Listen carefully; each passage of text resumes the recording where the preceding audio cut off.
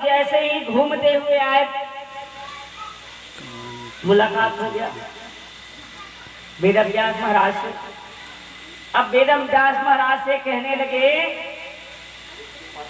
आपको प्रणाम है। अब प्रणाम स्वीकार किए। इतने में नारद जी कहने लगे, आपका जो मुखमंडल है महाराज जी, आपका मुखमंडल जो है ये उदासी कैसे है, कैसे आप चिंताजनक दिख रहे हो। तो कहने लगे वेदव्यास जी महाराज, क्या बताऊं नारद, मैं 17 पुराण लिख डाला और 17 पुराण लिखने के बाद भी मुझे शांति नहीं मिल रही है। एक वेद का मैं 4 वेद बना डाला, उसके बाद भी मुझे कोई शांति नहीं है। अब ये बातें जो हैं बहुत सोचने वाली बात है, समझने वाली बात है। वेदव्यास जी के अंदर में स्वयं भगवान कृष्णचंद्र जी अंदर है। अंदर में आकर के कहने लगे नारद जी से,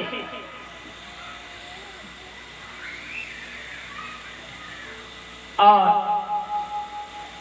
आकर के नारद जी को भी कहने लगे, पूछने के लिए उत्साहित करने लगे। अब दोनों का समागम शुरू हो गया। तो वेदव्यास जी जो है बताने लगे, जिस भाव में, जिस भजन में भगवान कन्हैया जी का नाम ना हो, गुणगान ना हो, तो आपको आनंद कहां से आएगा। कहने वाले कौन है? स्वयं भगवान कह रहे हैं। उनके अंतरात्मा से, उनके अंदर बैठ करके।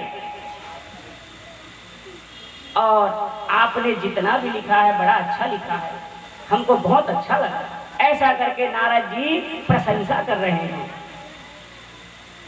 लेकिन आप लिखे हैं ऐसे जिसमें लोगों की बुद्धि चकरा जाए।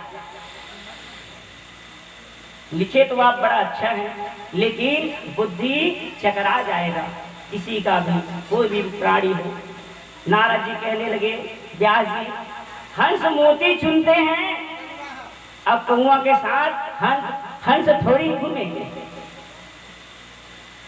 उसी प्रकार आपने तो चित्र विचित्र भाषा में अपना अलग अलग कर्तव्य दिखा दिया, रचना करके लिख करके गोविंद का इसमें गुणगान आप नहीं किए, तो उसी गुणगान को आप लिखिए। उस ज्ञान की शोभा से जो गोविंद से जुड़ा हुआ है। इसलिए व्यास महाराज जब तक भगवान की कीर्ति होगी, कौमुदी का विस्तार नहीं करोगे, तब तक आपको शांति नहीं मिलेगी। तुम्हारी उन पूर्व कृतियों को भी भक्त को इतना आनंद मिलेगा। आप जो लिखेंगे भगवान का गुणगान, भगवान कृष्ण कन्हैया का, तो उसमें सबको भक्ति मिलेगी, आनंद मिलेगा और आपको भी शांति मिलेगी।